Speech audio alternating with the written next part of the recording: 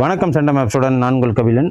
நம்ம சென்டம் மேப்பில் daily current affairs பார்த்துட்டு இருக்கோம். இந்த கரண்ட் அஃபேர்ஸ் எந்த அளவுக்கு நமக்கு யூஸ்ஃபுல்லாக இருக்கும்னா வரப்போகிற exams group 1, group 2, group 4 mains exam எல்லாத்துக்குமே. ஏன்னா இதில் நாங்கள் என்னென்னலாம் ப்ரொவைட் பண்ணுறோம் அப்படின்னு பார்த்தீங்கன்னா, இண்டெக்ஸு எல்லாமே வந்துடுது. ஒவ்வொரு மாதத்துக்கு உண்டான இம்பார்ட்டன்ட் டேட்ஸ் தீம்ஸ் கொடுத்துட்றோம். அப்பாயின்மெண்ட்ஸ் வந்துடுது. ஸோ என்னென்ன இம்பார்ட்டன்ட் ஸ்கீம்ஸு கவர்மெண்ட்லேருந்து கொடுக்குறாங்க, தமிழ்நாடு கவர்மெண்ட்லேருந்து கொடுக்குறாங்க, அதுவும் வந்துடுது. ஸோ இதுலேயே நீங்கள் வந்து பட்ஜெட் சம்மந்தப்பட்டது, பாலிட்டி சம்மந்தப்பட்டது எல்லாமே நீங்கள் இதில் தெரிஞ்சுக்கிற பட்சத்தில் நீங்கள் மற்ற ஒரு group 4 mains, group 2 mains, group 1 mains attend பண்ண போகும்போது இதுலேருந்து நீங்கள் பாயிண்ட்ஸ் எடுத்துக்கலாம். அதே மாதிரி நீங்கள் ப்ரிலிம்ஸ் எழுதும்போது இதை நீங்கள் டெய்லியும் ஒரு தடவை நீங்கள் அந்த யூடியூப்பை பார்த்துக்கிட்டா கூட உங்களுக்கு ரொம்ப யூஸ்ஃபுல்லாக இருக்கும். ஏதோ கிராஸ் பண்ணியிருக்கிறோம். இப்போது சாரதி அப்படின்னா அந்த ஸ்கீம்னா என்ன, அதுக்கப்புறம் இந்த வாட்டி என்னென்னலாம் மெமரன் ஆஃப் அண்டர்ஸ்டாண்டிங் நடந்திருக்கு, கருடா எக்ஸசைஸ் யாருக்கு நடக்குது. ஸோ இதெல்லாம் நீங்கள் கேட்கும்போது கருடா எக்ஸசைஸு அப்படின்னு பார்க்குறப்போ இது எங்கேயோ கேட்டிருக்கோமாடா அப்படின்னு சொல்லிட்டு உங்களுக்கு தெரியும். ஸோ அதனால தான் ஒரு 1/4 மணி நேரத்தில் டெய்லியும் ஒரு கரண்ட் அஃபேர்ஸ் கேட்கறதுனால உங்களுக்கு ரொம்ப யூஸ்ஃபுல்லாக இருக்கும். ஸோ வாங்க இன்னைக்கு உண்டான கரண்ட் அஃபேர்ஸ் டிசம்பர் 9 என்னென்னு பார்ப்போம். ஃபர்ஸ்ட் கொஸ்டின் என்ன அப்படின்னா, லண்டனில் இருக்கிற வேர்ல்டு புக் ஆஃப் ரெக்கார்ட்ஸு என்ன கொடுத்துருக்காங்க அப்படின்னா, நம்மளோட இந்தியாவில் இருக்கிற பீகார் மாநிலத்தோட முதலமைச்சராக நிதிஷ்குமார் அவர்கள் இருக்காங்க. அவங்க இது 10வது முறையா அவங்க பதவி ஏற்பு எடுத்துக்கிறாங்க. ஸோ இது உலகத்திலே வந்து இது ரெக்கார்டு. யாரும் வந்து அந்த 10 வருஷம் முதலமைச்சர் போஸ்டிங் இல்லை அப்படின்னு சொல்லி அவங்களுக்கு இந்த வேர்ல்டு ரெக்கார்ட் புக்கில் அவங்கள சொல்லியிருக்கிறாங்க. நிதிஷ்குமார் பீகாரோட முதலமைச்சராக 10வது தடவையா ஓத் அண்ட் அஃபர்மேஷன்ஸ் எடுக்கிறாங்க. ஓகே, பதவி ஏற்பு எடுக்கிறாங்க. இவங்க 10 வருஷம் அப்படின்னு கேட்டுக்கிட்டா கூட நம்ம இதில் ஒரு இது வந்து 5 வருஷம் ஆகும். ஸோ அப்படிங்கிறப்போ 50 வருஷம் கிட்டத்தட்ட 50 இயர்ஸ் கிட்டத்தட்ட அவர் முதலமைச்சராகவே பீகாரை வழிநடத்தி இருக்கிறாரு. ஓகே, ஸோ இப்போ லாஸ்ட் டைம் நடந்த இந்த பாராளுமன்ற எலெக்ஷன்ல பிஜேபி கவர்மெண்ட் ஆட்சி புரியறதுக்கு நிதிஷ்குமாரோட கட்சியும் அதுக்கப்புறம் ஆந்திராவில் இருக்கிற கட்சியும் தான் ஒரு மிகப்பெரிய ரோல் இருக்கு. அதே மாதிரி இப்போதைக்கு அவங்களுக்கு நிறைய டெவலப்மெண்ட் பாதையில் போகிறதுக்கும் இன்ஃப்ராஸ்ட்ரக்சர் டெவலப்மெண்ட் பண்ணுறதுக்கும் ஏகப்பட்ட ஸ்கீம்ஸு எல்லாமே சென்ட்ரல் கவர்மெண்ட் பீகாருக்கும் ஆந்திராவுக்கும் ப்ரொவைட் பண்ணிட்டு இருக்காங்கிறது அனைவருக்கும் தெரிஞ்சது. 10 முறை முதல் இந்திய முதலமைச்சராக நிதிஷ்குமார் இருக்கிறாரு. உலக சாதனை புத்தகத்தில் அவர் இடம்பெறாரு. என்னத்துக்காக அப்படின்னா, நிலையான நிர்வாகம், பொது சேவை மற்றும் ஒரு மாநிலத்தை 10 முறை வழிநடத்திய அந்த பெருமைக்காக வேர்ல்டு புக் ஆஃப் ரெக்கார்ட்ஸில் அவர் இடம்பெறாரு. இந்திய ஜனநாயக வரலாற்றில் இதுதான் முதல் முறை. அது மட்டும் இல்லாமல் இந்திய வரலாற்று சாதனையை போற்ற வகையில் இவர் வேர்ல்டு புக் ஆஃப் ரெக்கார்ட்ஸு அது எங்கே இருக்குன்னா லண்டனில் இருக்குது. Okay, world book of records இதை அறிவிச்சிருக்காங்க. அடுத்தது இது வந்து கவுஹாத்தியில் நடந்திருக்கு. என்னன்னா, இது இறகு பந்து போட்டி, அதாவது பேட்மிண்டன் போட்டியில் ஒற்றையர் பட்டத்தை மாஸ்டர்ஸ் ஆண்களில் கவுஹாத்தியில் நடந்திருக்கு. இதில் இவர் வின் பண்ணியிருக்கிறாரு ஃபர்ஸ்ட் டைமா. இவர் பேர் என்ன அப்படின்னா சன்ஸ்கார் சரஸ்வத். சன்ஸ்கார், ஓகேவா, சன்ஸ்கார்ங்கிறது இதுல சங்கர் சரஸ்வத்னு இருக்கு, spelling mistake. Sanskar Saraswat. So இவர் ராஜஸ்தானை ஜோத்பூரை சேர்ந்த சன்ஸ்கார் சரத் எங்க இருக்காருன்னா ஜோத்பூரை சேர்ந்தவர் ராஜஸ்தான்ல. இந்த இறகு பந்து பேட்மிண்டன் போட்டியில இவர் டிசம்பர் 7 நடைபெற்றதுல இவர் சாம்பியன் பட்டம் வென்றிருக்கிறாரு ஆண்கள் ஒற்றையர் பிரிவில். யாருக்கு எகெயின்ஸ்டா இவர் விளையாண்டுருக்காரு அப்படின்னா மிதுன் மஞ்சுநாத், இவரும் இந்தியாவை சேர்ந்தவர். இவரை வீழ்த்தி இவர் முதல் தடவையா இதுல ஜெயிச்சிருக்கிறாரு. ஓகேவா, முதல் சூப்பர் 100 பட்டமாக இவர் இதை கணக்குறாரு. பெண்கள் பிரிவில் யார் வந்து இதுல வென்றிருக்காங்க அப்படின்னா துங்சு துங் அப்படிங்கிற சீனாவை சேர்ந்தவங்க இதுல பெண்கள் பிரிவில் பட்டத்தை வென்றிருக்கிறாங்க. ஓகே, இது இந்த பேட்மிண்டன் போட்டி 3வது தடவை நடக்குது. அது மட்டும் இல்லாம என்னென்ன விளையாட்டு நிகழ்வுகள் இப்ப ரீசெண்டா நடந்துச்சு அப்படின்னு சொல்லிட்டு நம்ம பார்ப்போம். ஜெருசேலம் மாஸ்டர்ஸ் 2025 பட்டம் அர்ஜுன் எரிகேசிக்கு வழங்கப்பட்டிருக்கு. ஸோ கேலோ இந்தியா பல்கலைக்கழக அந்த இதுல யூனிவர்சிட்டி போட்டியில யார் வந்து ஃபர்ஸ்ட் வந்திருக்காங்கன்னா சண்டிகர் மாநிலம் இதுல பல்கலைக்கழகம் வந்திருக்கு. சண்டிகர் பல்கலைக்கழகம். பஞ்சாப் தேசிய வங்கியோட முதல் பெண் தூதரா யாரை நியமிச்சிருக்காங்கன்னா கிரிக்கெட்டர், இவங்க பேர் என்னன்னா ஹர்மன் பிரீத் கவுர் அப்படிங்கிறவங்கள நியமனம் பண்ணியிருக்கிறாங்க. இந்திய விளையாட்டு விருதுகள் 2024 வில்வித்தை premier league, archery premier league, அது வந்து கிரிக்கெட் ஐபிஎல் மேட்ச் மாதிரி, அது மட்டும் இல்லாமல் கபடி ஐபிஎல் மேட்ச் மாதிரி பிரீமியர் லீக் மாதிரி இதையும் வந்து ஒரு தொழில்துறைக்காக அதாவது ஏகப்பட்ட பணக்காரர்கள்லாம் பிஸ்னஸ்மேன்லாம் ஏலம் எடுத்து விளையாட வச்சு அது மூலயமா அட்வர்டைஸ்மெண்ட் பண்ணி பொருளையும் சேல்ஸ் பண்ணுறது இந்த தொழில்முனை விளையாட்டு அப்படின்னு சொல்லுவாங்க. அந்த ஆர்ச்சரி பிரீமியர் லீக் இதில் ஆரம்பிச்சிருக்காங்க. அது அப்புறம் உலக திறன்கள் ஆசிய போட்டியில் 8வது முறை இந்தியா வென்றிருக்கு. அப்புறம் ஆண்டின் உலக தடகள வீரர் யார் அப்படின்னு பார்த்தீங்கன்னா அர்மண்ட் டூப்ளான்டிஸ் அவரையும், பெண்கள் பிரிவில் சிட்னி மெக்காலின் லெவ்ரான் அவர் 2 பேரையும் அமெரிக்கா சேர்ந்த 2 பேரையும் தேர்ந்தெடுத்திருக்காங்க. இந்த 2025க்கான அத்லெட்டிக்ல யார் யார் இருக்காங்க அப்படின்னு சொல்லிட்டு. அப்புறம் CNN நியூஸ் யாருக்கு வந்து அவார்டு கொடுத்திருக்காங்க அப்படின்னு பார்த்தீங்கன்னா சிறந்த இந்தியர் விருது ஜெய் ஷா, அதாவது அமித்ஷாவோட பையன், அவர் ஐசிசியோட பிரசிடென்ட், அவருக்கு வழங்கியிருக்காங்க. எதுக்காக அப்படின்னா வேர்ல்டு கிரிக்கெட்ல சாம்பியன் பட்டம் வென்றிருக்கோம், கேலோ இந்தியா கேம்ஸ் அப்படின்னு சொல்லிட்டு நம்ம ஸ்போர்ட்ஸ் விஷயங்களை ஆல் ஓவர் இந்தியாவுக்கு ஆல் ஓவர் வேர்ல்டுக்கு கொண்டு போனதுல நிறைய சாம்பியன் பட்டம் வென்று கொடுத்ததுல இவரு ரொம்ப பெருமை வாய்ந்தவர். அதனால இவருக்கு இந்த பட்டம் வழங்கப்பட்டிருக்கு. அதுக்கப்புறம் யுனெஸ்கோனா என்ன அப்படின்னா யுனைடெட் நேஷன் எஜுகேஷனல் சயின்டிஃபிக், அந்த இதுல வந்து யுனெஸ்கோ அவார்டு கொடுக்கப்பட்டிருக்கு. என்னன்னா டேஞ்சபிள் இன்டேஞ்சபிள் தராங்க, தொட்டு உணர்ற ஒரு கல்ச்சரல் ஹெரிட்டேஜ், தொடாம அதாவது இப்போ மியூசிக்கு இதெல்லாம் வந்து தொட முடியாது, உணரதான் முடியும். ஸோ அந்த மாதிரி இதில் அந்த டேஞ்சபிள் அண்ட் இன்டேஞ்சபிள் கல்ச்சரல் ஹெரிட்டேஜில் இந்த யுனெஸ்கோ கல்ச்சரல்னு வந்துருச்சு. யுனெஸ்கோ என்னன்னா United nation educational scientific cultural organisation தான்.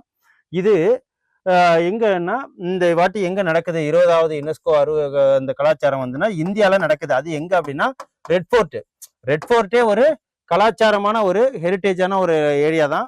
ஓகே, அங்கதான் நடக்குது. 20வது எங்க இந்தியாவில் நடக்குது. இந்திய அரசு யுனெஸ்கோவின் அருவ கலாச்சாரம் பாரம்பரியத்துல 20வது அமர்வு இங்கதான் நடக்குது. உலக பாரம்பரிய தலமான வரலாற்று சிறப்புமிக்க இந்த செங்கோட்டை வளாகம் இதற்காக தேர்ந்தெடுக்கப்பட்டிருக்கு. ஓகேவா? அது மட்டும் இல்லாம இதுல யுனெஸ்கோல யார் வந்து பர்மனன்ட் பாடியா நம்ம இந்தியால இருந்து நியமனம் பண்ணியிருக்காங்க அப்படின்னு பாத்தீங்கன்னா விஷால் வி சர்மா. யுனெஸ்கோவின இந்த பட்டியலுக்கு சகோதரத்துவம், இரக்கம் மற்றும் கூட்டு கொண்டாட்டத்துல இதுல யார் வந்து பர்மனன்ட் பாடியா இது பண்ணியிருக்காங்கன்னா விஷால் மற்றும் வி சர்மா அவர்களை இந்தியால இருந்து பர்மனன்ட் பாடியா அவங்கள நியமனம் பண்ணியிருக்காங்க யுனெஸ்கோல. இது வந்து ஃபர்ஸ்ட் டைம் இந்தியாத இந்த ICH கமிட்டியே இதுல நடத்துது. ஓகே, அதுக்கப்புறம் ஐக்கிய நாடுகள் கல்வி, அறிவியல் மற்றும் கலாச்சார அமைப்பு தலைமையகம் பாரிஸ், பிரான்ஸ். ஸோ 16 நவம்பர் 1945 இதை வந்து ஆரம்பிக்கப்பட்டது. யுனெஸ்கோ இயக்குனர் ஜெனரல் இப்போ யாருன்னா கலித் எல் எனானிங்கிறவரு, அவரு ஈஜிப்ட் நாட்டை சேர்ந்தவர். ஸோ இதோட இதுதான் யுனெஸ்கோ. ஓகேவா? United nation cultural scientific and educational scientific and cultural organisation தான் இதோட விரிவாக்கம். குஜராத் காந்தி நகர்ல எர்த் சமிட் பூமி உச்சி மாநாடு யாரால் தொடங்கப்பட்டது அப்படின்னு பாத்தீங்கன்னா இது வந்து யூனியன் ஹோம் மினிஸ்டர் அது அவங்கள வந்து அமித்ஷா அவர்கள் இதுல ஓபன் பண்ணி கொடுத்துருக்காங்க. கிட்டத்தட்ட ஒரு 17 அந்த சாரதி அப்படிங்கிற அந்த ஸ்கீம்ஸ் இதுல ஓபன் பண்ணியிருக்காங்க. இது ஒரு டிஜிட்டல் பிளாட்ஃபார்ம். ஒரு 13 சர்வீஸை இதுல ஆட் பண்ணியிருக்காங்க. என்னென்னு பார்ப்போம். ஓகே, குஜராத்ல இதை திறந்து வச்சிருக்காங்க அமித்ஷா. எர்த் சமிட் அப்போ பூமி உச்சி மாநாடு 2025ல இந்த 13 மேற்பட்ட புதிய சேவைகள் தயாரிப்புகளையும் இதுல தொடங்கி இருக்கிறாங்க. இந்த சாகர் சாரதியின் கீழ் அது வருது. ஓகேவா? சாகர் சாரதி. ஸோ அது என்னென்ன அப்படின்னு பாத்தீங்கன்னா ஃபர்ஸ்ட் டிஜி கேசிசின்னு சொல்லுவாங்க. டிஜி கேசிசி அப்படிங்கிற இது ஒண்ணு. அதுக்கப்புறம் கேம்பெயின் சாரதின்னு சொல்லுவாங்க. ஓகேவா? சாரதி. அப்புறம் 3 வெப்சைட் சாரதி, கோஆபரேட்டிவ் கவர்னன்ஸ் இண்டெக்ஸ். அதுக்கப்புறம் 5 வந்து வேர்ல்டு லார்ஜஸ்ட் கிரைன் ஸ்டோரேஜ் அதை மானிட்டர் பண்றதுல. அப்புறம் வந்து சிக்ஷா சாரதி, அப்புறம் சாரதி டெக்னாலஜி அப்படிங்கிற மாதிரி இந்த சாரதி இந்த இதுல சாகர் சாரதி அப்படிங்கிற அந்த லான்ச் பண்ணதுல இந்த 13 நியூ சர்வீஸை இதுல இணைச்சிருக்காங்க. ஓகே, அப்புறம் இந்திய சர்வதேச அறிவியல் விழா Indian institute of scientific festival அது எங்க நடந்தது இந்த வாட்டி அப்படின்னா இந்தியாவில தான். டிசம்பர் 6 முதல் வரையில ஹரியானா, பஞ்சாப்ல 11வது IIF ஓகேவா. Indian institute of science festival, India international science festival. இது 11வது தடவை எங்க நடக்குது அப்படின்னா இந்தியாவில் நடக்குது. எங்க அப்படின்னு பாத்தீங்கன்னா ஹரியானால எந்த மாநிலத்தில் அப்படின்னு பாத்தீங்கன்னா பஞ்ச்குலாங்கிற இடத்துல இது நடக்குது. ஓகேவா. எப்பல இருந்து அப்படின்னா டிசம்பர் 6ல இருந்து டிசம்பர் 9 வரைக்கும் இது நடக்குது. இந்த ஃபெஸ்டிவல்ல மத்திய அறிவியல் மற்றும் தொழில்நுட்ப அமைச்சர் ஜிதேந்திர சிங் இதுல கலந்துகிட்டாரு. ஸோ IISF இந்திய சர்வதேச அறிவியல் விழா 2025ஓட தீம் என்ன அப்படின்னு பாத்தீங்கன்னா prosperity through science for an Atma Nirbhar Bharat. 2047ல Atma Nirbhar பாரத்ங்கிற ஒரு ஸ்கீமுக்காக சயின்ஸ் அறிவியல் மூலம் செழிப்பு கொண்டு வரணும் அப்படிங்கிற ஒரு கருப்பொருளை கொண்டு இந்த ஃபெஸ்டிவல் நடந்திருக்கு. இதுல மத்திய அறிவியல் தொழில்நுட்ப அமைச்சர் யாரு? ஜிதேந்திர சிங். இந்திய சர்வதேச அறிவியல் விழாவை இவர் தான் வந்து தொடங்கி வைச்சாரு. அப்புறம் ஆகஸ்ட் மாதம் அண்டார்டிகால உருவான ஓசோன் துளை டிசம்பர் 1, 2005க்கு ஷ்ரிங்க் ஆயிருக்கு அப்படின்னு சொல்றாங்க. மிக உயர்ந்த சுருக்கத்தை பதிவு செஞ்சிருக்கு. சுருக்கம் அப்படின்னா ஓசோன் ஹோல் எப்படி இருக்குன்னா ஸ்ட்ராட்டோஸ்பியர், அதாவது வளிமண்டலம் அப்படின்னு சொல்லுவாங்க. ஓகே. மீசோஸ்பியர், ஸ்ட்ராட்டோஸ்பியர், அதுக்கப்புறம் அட்மாஸ்பியர். இதுல ஒரு வேர்ல்டுன்னு ஒண்ணு இருக்குன்னா நம்ம இங்க வாழ்றோம். இது வந்து அட்மாஸ்பியரு. இந்த இடத்துல நமக்கு ஒரு வளையம், அதாவது இதுதான் ஸ்ட்ராட்டோஸ்பியர்னு சொல்லுவாங்க. இந்த சூரிய கதிர்களை யூவி ரேஸ் நம்ம உடம்புல படாம இருக்கிறதுக்காக இது ஒரு திரை மாதிரி நம்மகிட்ட இருக்கு. இதுல கிளைமேட் சேஞ்சினாலையும் அந்த கார்பன் எமிஷன்னாலையும் இது தொலைகிட்டு இருக்கு அப்படின்னு சொல்லிட்டு அண்டார்டிகால 1985 போன்ற இயர்கள்ல இதை கண்டுபிடிச்சு சொல்லியிருந்தாங்க. இப்போ அதுல சுருக்கம் இருக்கு அப்படின்னு சொல்லிட்டு சொல்றாங்க. ஓகே, என்னென்னு பார்ப்போம். ஐரோப்பிய பூமி கண்காணிப்பு நிறுவனம் கோபர்னிக்கஸ் இவங்க இதை வெளியிட்டிருக்காங்க. The European earth observation agency, European earth observation agency Copernicus இதை வெளியிட்டிருக்காங்க. என்ன அப்படின்னா ஐரோப்பிய பூமி கண்காணிப்பு நிறுவனம் இந்த டிசம்பர் 1, 2025ல ஓசோன் ஹோல்ல, அதாவது ஓசோன் துளையில சுருக்கம் ஏற்பட்டிருக்கு அப்படின்னு சொல்லிட்டு இந்த 1985ஆம் ஆண்டு பிரிட்டிஷ் அண்டார்டிகா சர்வேல இதுல வந்து துளை இருக்கு. ஓகேவா. பிரிட்டிஷ் அண்டார்டிகா சர்வீஸ்ல துளை இருக்கு அப்படின்னு சொன்னது யாரு? 3 பேரு. அது யார் அப்படின்னா ஜோ ஃபார்மன், பிரெயின் கார்டினர், ஜொனாதன் ஷாங்க்லின் அப்படிங்கிறவங்க 3 பேரு அதை ஆராய்ஞ்சு இதுல துளை இருக்கு அப்படின்னு சொல்லிட்டு கண்டுபிடிச்சிருந்தாங்க. எப்போ மே 1985ல அண்டார்டிகன் ஓசோன் படத்துல ஒரு பெரிய துளை இருக்கு அப்படின்னு சொன்னாங்க. இதுதான் ஓசோன் துளைன்னு சொல்லுவாங்க. ஓசோன் துளைங்கிறது ஸ்ட்ராட்டோஸ்பியர்ல இருக்கிற ஒரு இது மிரேஜ் மாதிரி இருக்குன்னு வச்சுங்களேன், கற்பனை இதுதான். ஸோ இது அடுக்கு மண்டல பகுதியில மிகவும் கடுமையான துளை அண்டார்டிக் பகுதியில உருவாக்கி இருக்கு அப்படின்னு சொல்லிட்டு சொன்னதுதான்.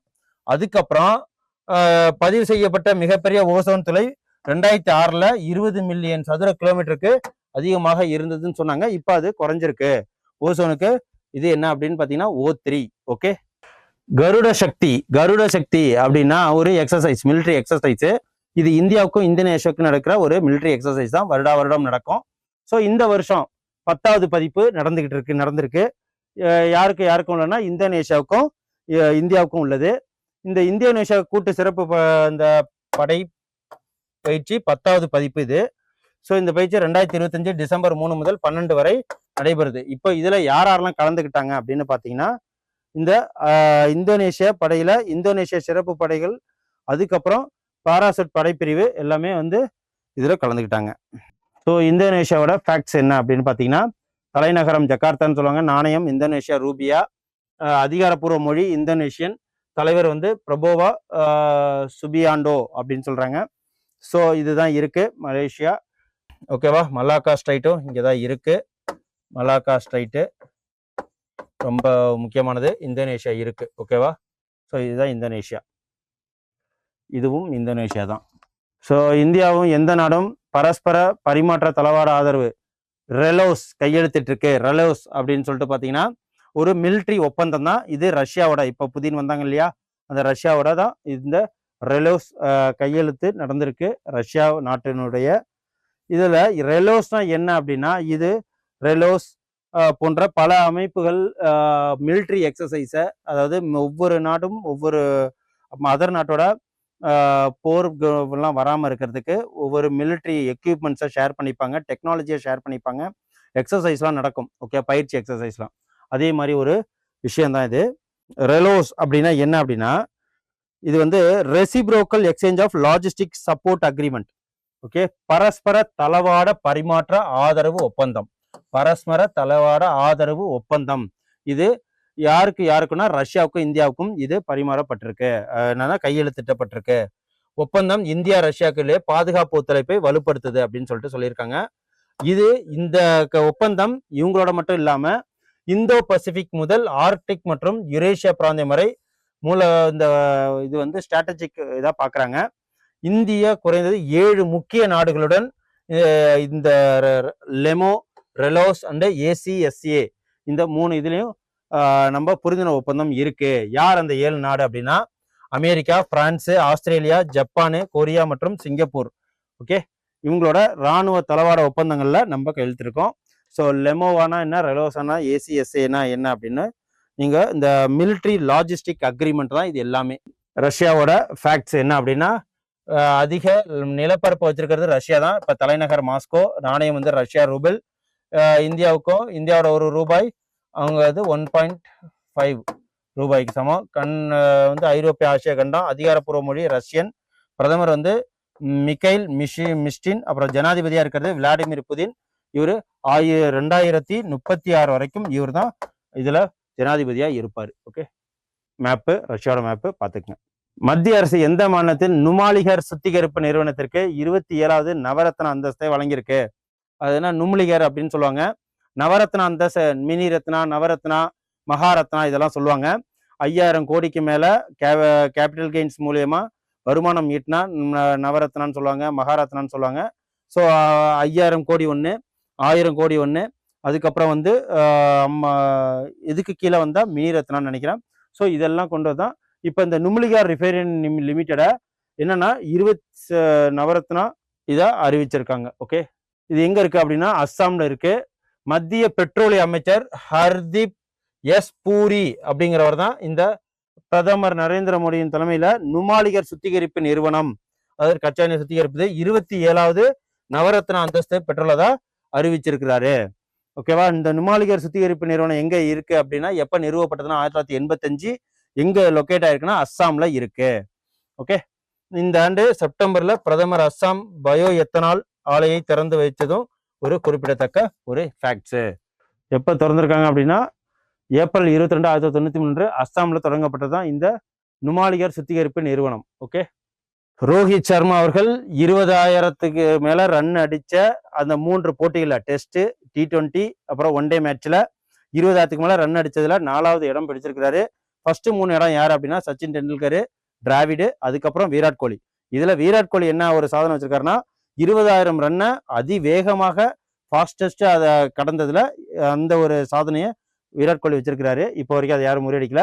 இந்தியாவில் 4வது ஒரு பர்சன் 20,000 ரன்னை கடந்த ஒரு பர்சனா ரோஹித் சர்மா இருக்கிறாரு. ஓகே, ஸோ அதுக்கப்புறம் 2026 உலக கோப்பை ஃபிஃபா இருக்கு இல்லைங்களா, ஃபிஃபா வந்து என்ன பண்ணியிருக்காங்கன்னா பீஸ் பிரைஸ் கொடுத்துருக்காங்க. ஃபிஃபா குழுமம் ட்ரம்ப் அவர்களுக்கு பீஸ் பிரைஸ் கொடுத்துருக்காங்க. டொனால்ட் ட்ரம்ப் அவர்களுக்கு உலக கோப்பையோட அமைதி பரிசு யாருக்கு வழங்கப்பட்டிருக்கு அப்படின்னா FIFA piece price 2026 world cup இது யாருக்கு கொடுக்கப்பட்டிருக்கு அப்படின்னா FIFA piece price Donald Trump அவர்களுக்கு.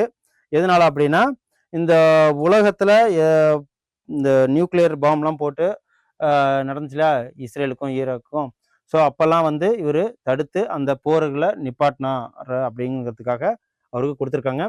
2026 உலக கோப்பை அமெரிக்க அதிபர் டொனால்ட் ட்ரம்ப் ஃபிஃபா அமைதி பரிசை இவர் தான் பெற்றிருக்கிறாரு. ஓகே, ஃபிஃபா தலைவர் கியானி இன்ஃபான்டோ இதை அவருக்கு வழங்கியிருக்கிறாரு. ஸோ வேற ஒன்றும் இதில் இம்பார்ட்டன்ட் நியூஸ் இல்லை. இந்த பார்த்துங்க, இது ஒரு சயின்ஸ் அண்ட் டெக் நியூஸ் தான். ஆப்பிரிக்கா பிராந்தியத்தில் நதி குருட்டுத்தன், அதாவது பிளைண்ட்னஸ் வரும். ஓகேவா, ரிவர் பிளைண்ட்னஸ்ன்னு சொல்லுவாங்க. இது ஏகப்பட்ட நாடு வந்து ரொம்ப பாதிக்கப்பட்டுச்சு. WHO என்ன பண்ணியிருக்காங்க அப்படின்னா இந்த ரிவர் பிளைண்ட்னஸே ஒன்றுங்கிற இதை வந்து ஃபுல்லா இல்லாத நாடு அப்படின்னு சொல்லிட்டு எதை அறிவிச்சிருக்காங்க அப்படின்னா நைஜீரியாவை அறிவிச்சிருக்கார்கள். ஓகேவா, ஆப்பிரிக்கா பிராந்தியத்துல ஆன்கோ செர்சியாஸ் கலீட் நதி குருட்டுத்தன்மையும் ஒழித்த முதல் நாடாக நைஜர் வந்து இடம் பெற்றிருக்கு. அதாவது ஆப்பிரிக்கன் ரீஜன்லே ஆன்கோ சிரிசியாசிஸ் அப்படின்னு சொல்லுவாங்க. இது வந்து என்னன்னா ஒரு பிளைண்ட்னஸ் நோய். ஓகேவா? இது அந்த ஒரு விதமான ஒரு கருப்பா இருக்கிற அந்த ரெப்டைல்ஸ்ன்னு சொல்லுவாங்க, ஒரு விதமான பூச்சி. அது கடிக்கிறதுனால வர்றதுதான் இந்த பிளைண்ட்னஸ். அமெரிக்கா, கொலம்பியா, ஈக்குவேடார், குவாத்மாலா மற்றும் மெக்சிகோ, கௌதமாலா ஆகிய வெற்றிகரமான நாடுகள்ல இதுவும் ஒண்ணு. ஓகேவா? இந்த ஆன்கோ செர்கோ வால்விஸ் ஒட்டுண்ணி எந்த ஒட்டுண்ணி பேர் அப்படின்னா ஆன்கோ சிராகோ வால்வுலஸ் பேராசைட் ஒட்டுண்ணி. பேராசைட்ஸ்னா ஒட்டி வாழ்றது பேராசைட்ஸ்.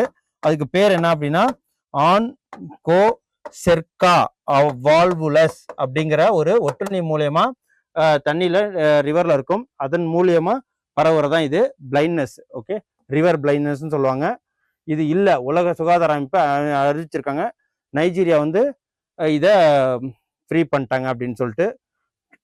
அப்புறம் ட்ரக்கோமாவுக்கு பிறகு குருட்டுத்தன்மைக்கு 2வது முன்னணி தொற்று காரணமாக ஆன்கோசரியாசிஸ் இருக்கு. ஓகேவா? ட்ரக்கோமான்னு சொல்லுவாங்க இல்லையா, அதுக்கப்புறம் இதுதான். ஸோ ஆறுகளுக்கு அருகில காணப்படும் பாதிக்கப்பட்ட கருப்பு ஈக்களின் கடி மூலம் வர்றதுதான் இது கருப்பு ஈ பேராசைட்ஸ். இது முக்கியமான துணை மற்றும் சஹாரா ஆப்பிரிக்கா, ஏமன் கிராமப்புறங்களையும் லத்தீன் அமெரிக்காவிலும் இது வந்து பரவலாக காணப்படுது. இது மூலியமா பாதிப்புகள் இருக்கும். அது இல்லைன்னு சொல்லிட்டு WHO அறிவிச்சிருக்கு. ஓகே, ஸோ நைஜீரியாவோட ஃபேக்ட்ஸ் என்ன அப்படின்னா, இது கேபிட்டல் என்ன நியாமி, தலைவர் வந்து அப்துல் ரஹ்மானே டிஷியானி, நாணயம் வந்து மேற்கு ஆப்பிரிக்கா CFA பிராங்கு, அதிகாரப்பூர்வ மொழி ஹவுசான்னு சொல்லுவாங்க. இது ஆப்பிரிக்கா கண்டத்தில் இருக்கு. ஓகே, நைஜீரியா சென்டர் ஆஃப் ஆப்பிரிக்கால இருக்கு. ஸோ பக்கத்தில் எந்தெந்த நாடெல்லாம் இருக்கு அப்படின்னு பார்த்தீங்கன்னா Central African Republic, Nigeria, Cameroon, so இதெல்லாம் இருக்கு. ஓகே, ஸோ அல்ஜீரியா, லிபியா இதெல்லாம். ஸோ இதை ஒரு தடவை இந்த மேப்பை பார்த்துக்குங்க. இன்னைக்கு உண்டான கரண்ட் அஃபேர்ஸ் உங்களுக்கு ரொம்ப யூஸ்ஃபுல்லாக இருக்கும்னு நினைக்கிறேன். ஸோ அடுத்த ஒரு நாளைக்கு உண்டான கரண்ட் அஃபேர்ஸில் ஒரு இம்பார்ட்டன்ட் நியூஸோட உங்களை வந்து மீட் பண்ணுறேன். நன்றி, வணக்கம். Send a map. You dare to dream, we care to accomplish.